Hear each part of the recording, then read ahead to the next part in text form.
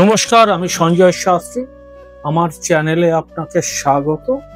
আজকে যেটা কথা বলবো, যদি মঙ্গল আর বুধ এই কম্বিনেশনটা আপনার চার্টে থাকে, কি ধরনের প্রবলেম দিতে পারে কিংবা কি ধরনের অ্যাট্রিবিউটস এরা দেয়।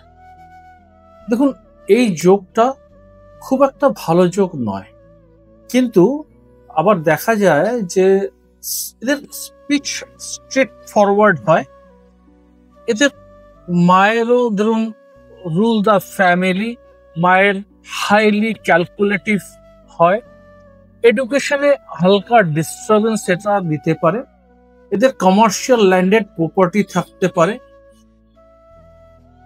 নেটিভ কিংবা নেটিভের ভাই ব্যবসার সাথে যুক্ত থাকতে পারে। এই ধরনের অ্যাট্রিবিউটস দেবে।